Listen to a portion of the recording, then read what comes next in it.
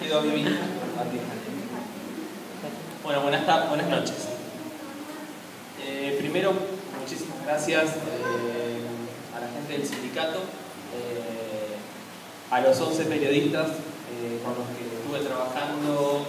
Creo que hicimos una primera parte de la edición entre febrero y abril y una última parte entre septiembre y octubre.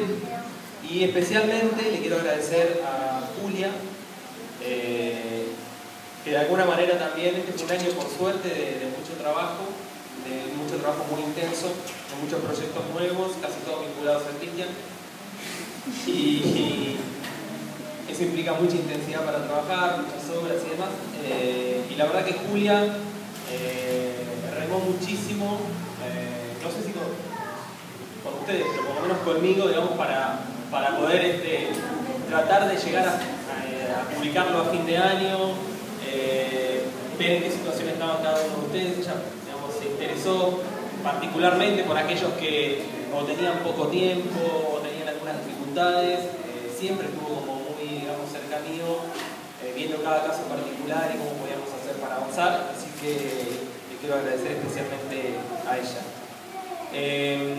Yo no participé del proceso del taller, pero sí estuve muy cerca de Cristian en esa etapa. Yo ya en el año 2010 renuncié a un trabajo que tenía y empecé a trabajar directamente con él en proyectos que iban saliendo. Así que, digamos, hablábamos muchísimo. En ese momento le estaba dando también taller en su casa. Yo empezaba a dar uno de los grupos que él tenía. En ese año tenía tres grupos de talleristas en su casa y yo estaba a cargo de uno. Y seguí como muy de cerca la experiencia, digamos. A él le gustaba muchísimo venir a Rosario, estaba fascinado, digamos, con lo que se producía en el grupo. Recuerdo que hablaba muchísimo de la experiencia del taller, no ya como una cuestión de aprendizaje, digamos, mutuo, sino como un espacio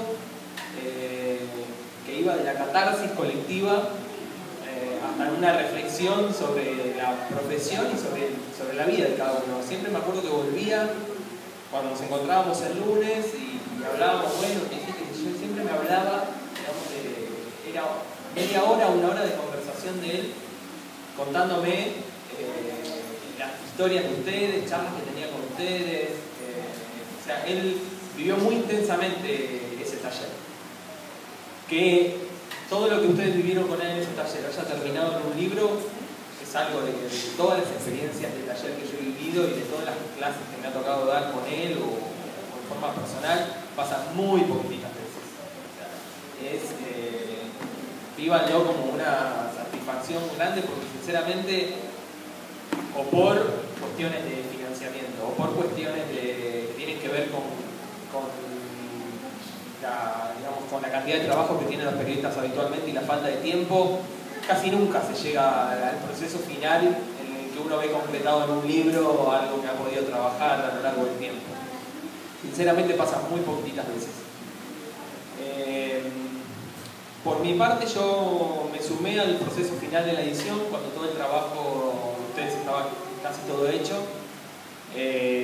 Cristian me había contado, me había anticipado que, digamos, detrás de cada uno de esos textos había un gran trabajo de reporteo y de investigación y que yo me dedicara básicamente a trabajar, digamos, cuestiones ya más finas en los textos. Efectivamente, a medida que me iban llegando los textos, lo primero que veía, o lo primero que se notaba, era que todos los textos estaban apoyados en un trabajo de reporteo increíble, digamos. ¿Qué es lo más complicado?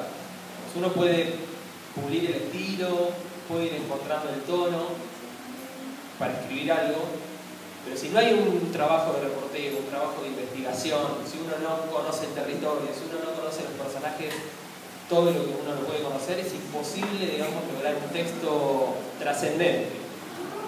Si uno escribe bonito, puede lograr una pieza literaria muy linda, pero seguramente desde el punto de vista periodístico no va a trascender. Los 11 textos que forman parte de este libro son textos trascendentes, son textos que se pueden leer hoy, pero que dentro de 10 años, si uno quiere saber cómo era Rosario entre el 2010 y el 2011, bueno, este libro es una buena muestra de lo que pasaba en Rosario en esos años. Es un libro contemporáneo, absolutamente contemporáneo.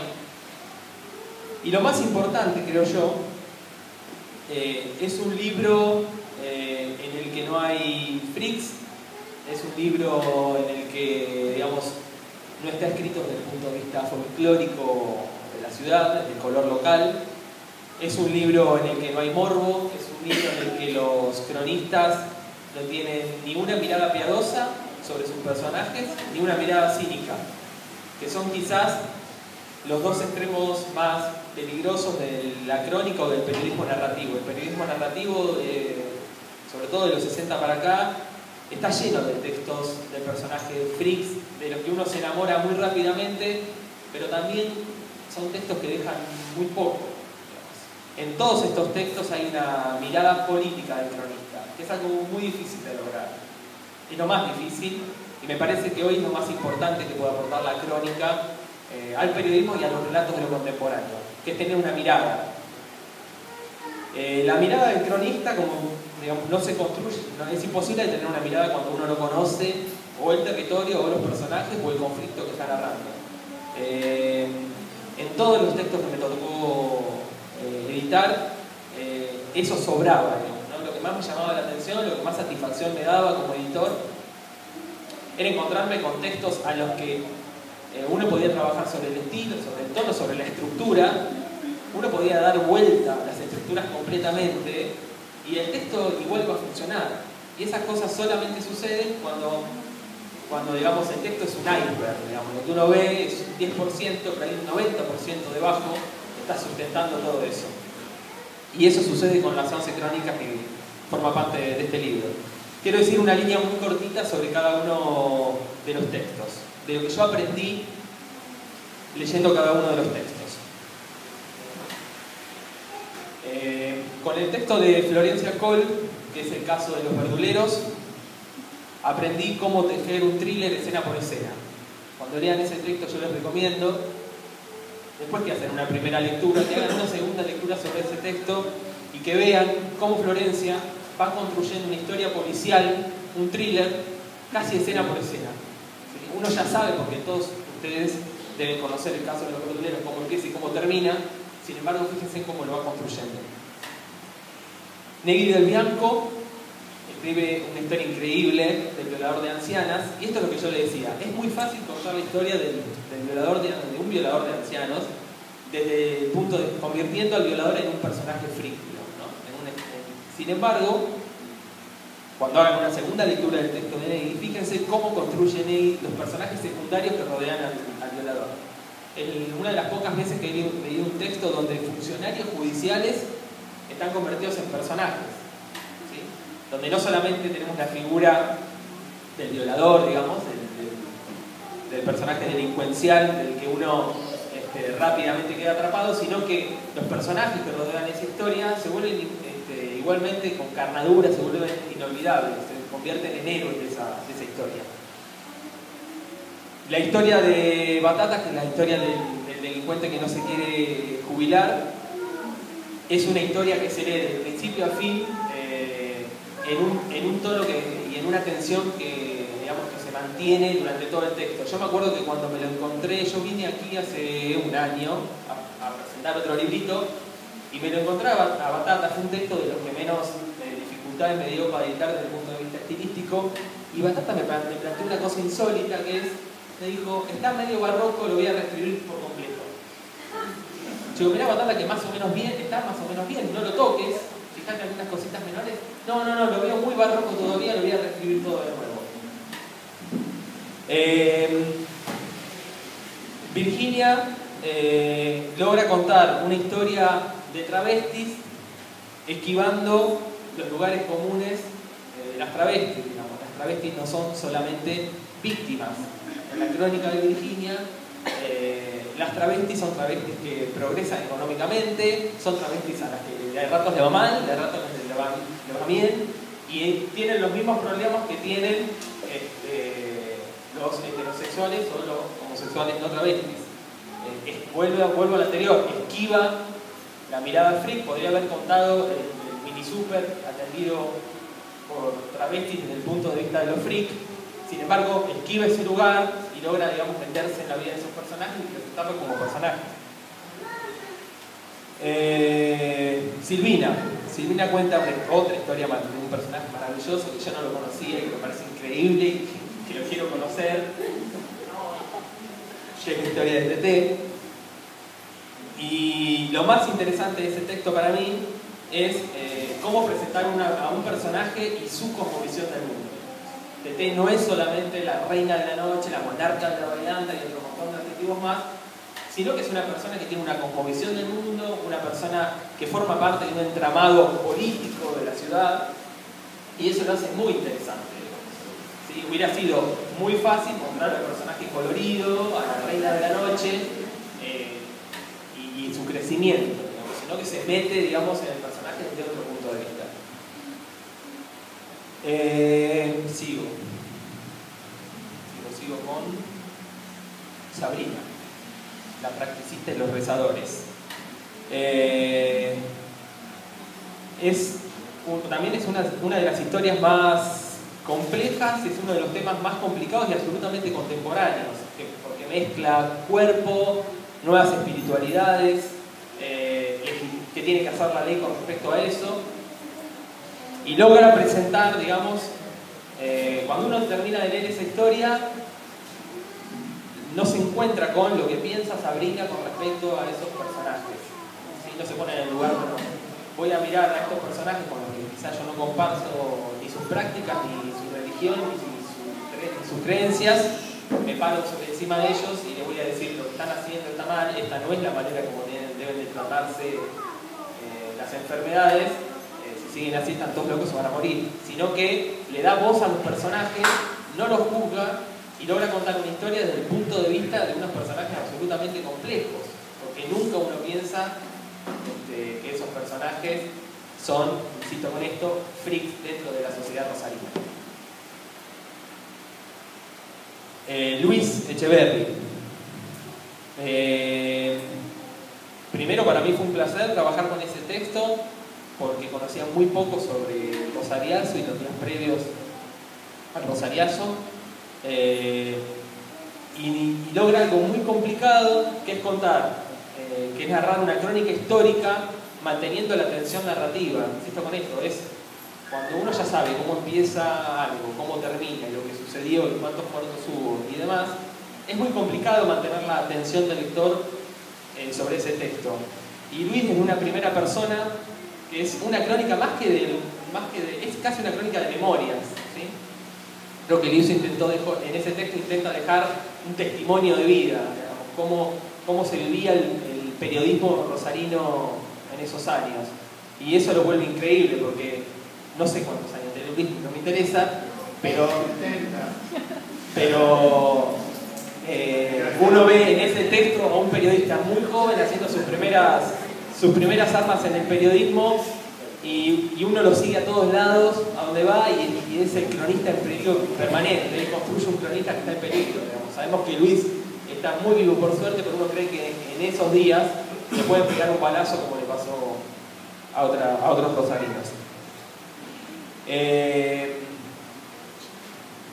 Paula. El texto de Paula cuenta una historia de fumigados. Yo vivo en un pueblo, soy de un pueblo muy chiquito de la provincia de Buenos Aires, que también está absolutamente la mitad de los 1.500 habitantes tienen problemas respiratorios, entre otras cosas, por las fumigaciones. O sea que el trasfondo de la historia lo conocía bien, y lo más interesante de ese texto, de esa crónica, es lo que los personajes no dicen.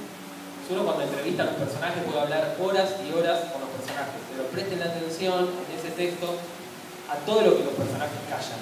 El drama que cuenta en ese texto está en los silencios de los personajes y en todo lo que los personajes no dicen. Presten mucha atención a eso, y eso fue una de las cosas que aprendí con ese texto.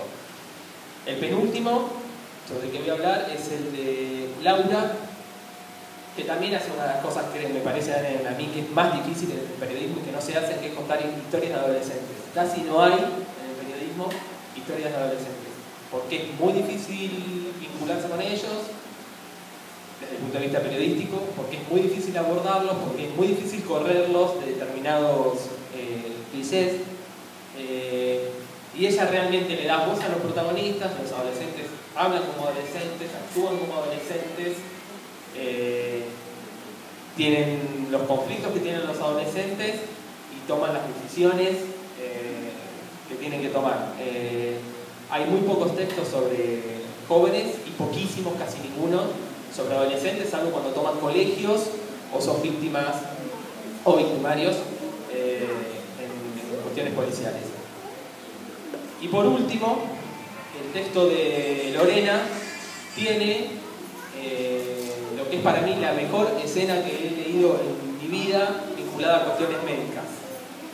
Recomiendo que lean y relean una y otra vez la escena del trasplante.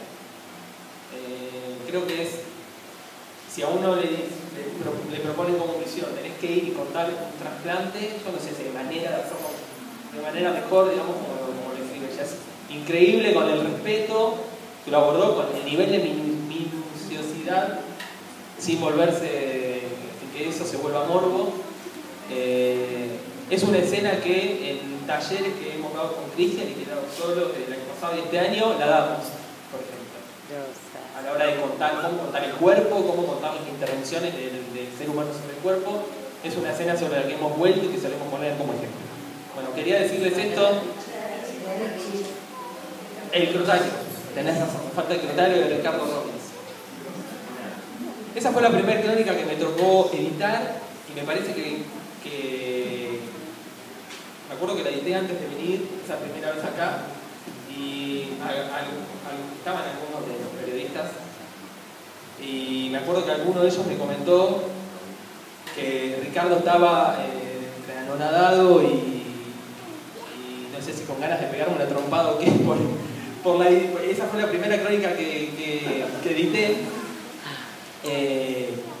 Y es cierto, quizás casi que podías tomarlo como un ensañamiento lo que había hecho. Le había devuelto un texto marcado con muchísimos colores, con muchísimas observaciones, pero me había obsesionado tanto con ese texto porque tenía un nivel de profundidad, digamos, estaba tan adentro de ese crotario, como, digamos, cuando uno tiene que contar un territorio, es muy difícil a veces llegar como hasta el fondo. Él se había vuelto como un personaje invisible dentro del crotario, contaba escenas de tanta cotidianeidad que me parecía que había que sacarle todo el jugo posible a ese texto, que tenía la mejor investigación que yo estaba leyendo, desde hace 2 o 3 años hasta esta parte trabajo editando crónicas y vivo leyendo y casi con Cristian, con lo que más renegamos es con este tema de la investigación y del reporteo, porque sentimos que si no está eso, es imposible sacar un texto adelante. Y tenía un nivel de, digamos, lograba eso, lograba que los crotos se comportaran ante él como si él no existiera, o como si efectivamente fuera un croto más. No sé, capaz que vivía en el crotario y yo nunca lo supe. Pero, digamos, confesar, cuenta escenas de la vida cotidiana que pintan cómo se vive ese lugar sin necesidad de grandes momentos. En diálogos cotidianos que tienen entre ellos uno puede ver las tragedias que se viven allí. Y ese recuerdo que fue el primer texto que me tocó editar. Bueno, eso era lo que quería decir de cada uno de los textos y de lo que más me había gustado y lo que más había aprendido. Y lo último que quiero decir, antes de terminar, venía pensando hoy, cuando venía en el micro, en qué metáfora buscar para hablar de esto que yo decía que es lo más importante, me parece hoy a mí en la crónica, que es encontrar la mirada, que el cronista cuente una historia con una mirada, que la aborde desde una mirada, que no es sencillo. Uno a veces se plantea un enfoque, un punto de vista de lo que contar, pero la mirada la va construyendo a medida que empieza a reportear, que va investigando, y insisto con esto, es imposible tener que el cronista tenga una mirada si no hay una investigación muy profunda sobre ese texto. Y sobre una metáfora simpática que se me ocurrió sobre cómo se construye esa mirada y la paciencia que hay que tener a veces, para poder lograr escenas, para poder lograr eso, lograr ver a ese personaje en esa escena que dice muchísimo sobre ese personaje, muchísimo sobre esa historia. Entonces me puse a pensar en escenas de la vida cotidiana que me reflejen esa paciencia y esa persistencia, esa segunda intención que tiene que tener el cronista, ese espíritu por querer conocerlo todo de los personajes. Cuando era muy chico, casi todos los sábados íbamos con mi viejo a pescar. Mi viejo trabajaba en una cooperativa eléctrica haciendo mantenimiento de telefonía, electricidad y demás. Los viernes él hacía un turno que llegaba de trabajar cerca de la medianoche. Y con mi hermano siempre lo esperábamos porque los viernes a la noche preparábamos todas las líneas, las cañas y demás para irnos a pescar el otro día. Y mi viejo, recuerdo que lo único que hacía era afilar el cuchillo con el que él agarraba a un pejerrey, los abría en medio, le sacaba el espinazo, los descamaba y demás para ya traerlos limpios y comerlos al otro día. Y yo recuerdo que lo único que hacía era afilar el cuchillo en una de las piedras de afilar. Con mi hermano preparábamos las líneas y él afilaba. Con mi hermano habíamos terminado de preparar las líneas. Lo único que queríamos era que terminara, así ya podíamos comer y ya está. Y él seguía afilando, afilaba, miraba el cuchillo con otras cosas. Creíamos que ya había terminado y seguía, afilaba. Creo que esa paciencia, esa persistencia es fundamental para el cronista y para lograr textos como los que se lograron acá. Es imposible sacar un texto adelante como editor cuando no hay investigación y cuando uno se da cuenta que el cronista conoce más o menos sobre lo que está escribiendo. Cuando el cronista conoce sobre lo que está escribiendo, cuando conoce a sus personajes, cuando conoce al territorio, es difícil sentarse a escribir, es complicado, no siempre uno encuentra el tono, uno siempre a veces pelea por encontrar un estilo. Pero cuando está lo otro, lo demás, con mucha lectura y con mucha reescritura se puede sacar adelante. Para mí fue una satisfacción participar de este proyecto porque aprendí eso, digamos, ¿no? Algo sobre lo que venimos con Cristian Alarcón, batallando tanto, siempre que tenemos la oportunidad de encontrarnos con periodistas, que es investiguen, reporten y pedir más, y pedir más, y pedir más, y pedir más. Bueno, estos 11 textos creo que son un buen ejemplo de esa persistencia que tiene que tener el cronista para lograr, digamos, textos trascendentes. Como les dije, este libro se puede leer dentro de 10 años y no, digamos, no envejeció. Es un libro que trasciende. Así que les agradezco mucho a los 11 por la buena onda. Les pido disculpas por las demoras a muchos. Y bueno, para mí fue un placer participar de este proyecto, así que muchísimas gracias a todos.